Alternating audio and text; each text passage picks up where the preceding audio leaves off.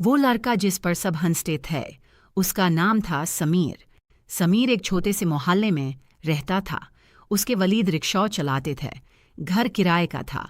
बिजली कभी होती थी, कभी नहीं। मगर समीर के अंदर एक अजीब सी जिद थी। वो कहता था, मैं बड़ा होकर साइंटिस्ट बनूंगा।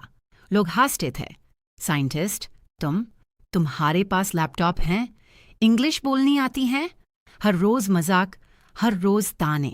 एक दिन टीचर ने प्रोजेक्ट दिया, अपना फ्यूचर डिस्क्राइब करो। सब बच्चों ने कलरफुल चार्ट्स बनाए। किसी ने डॉक्टर कोट पहना हुआ फोटो लगाया, किसी ने एरोप्लेन। समीर के पास चार्ट खरीदने के पैसे नहीं थे। उसने पुराने अखबार के पिछले हिस्सों पर पेंसिल से लिख दिया, I want to become a scientist. अगले दिन जब वो प्रोजेक्ट लेकर आया, क्लास फिर हंसने लगी। टीचर ने भी धीरे से कहा, समीर, थोड़ा रियलिस्टिक सोचो।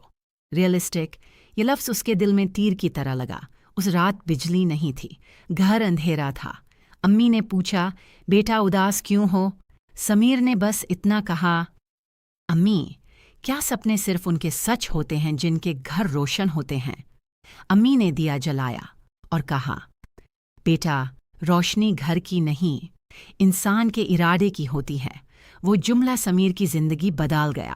उसने फैसला कर लिया, लैपटॉप नहीं है, लाइब्रेरी है। इंग्लिश वीक है, रोज 5 नए वर्ड्स याद करेगा। पैसे नहीं हैं, स्कॉलरशिप ढूंढेगा। वो रोज स्कूल के बाद पब्लिक लाइब्रेरी जाता।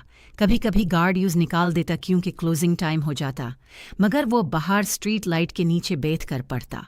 लोग फिर हंसते थे, मगर इस दफा समीर नहीं रोता था, बस मुस्कुरा कर कहता, एक दिन देखना।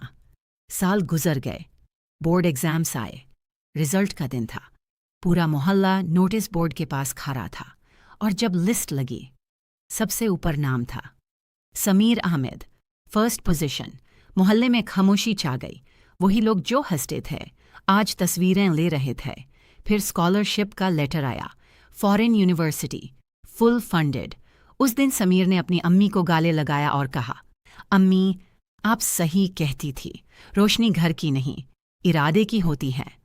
आज वही समीर एक रिसर्च लैब में काम करता है। लोग उसे सर कहते हैं, मगर जब भी वो किसी गरीब बच्चे को देखता है तो बस इतना कहता है, लोगों की हंसी से डरना मत, क्योंकि कल उनकी तालियां भी तुम्हारे लिए होंगी।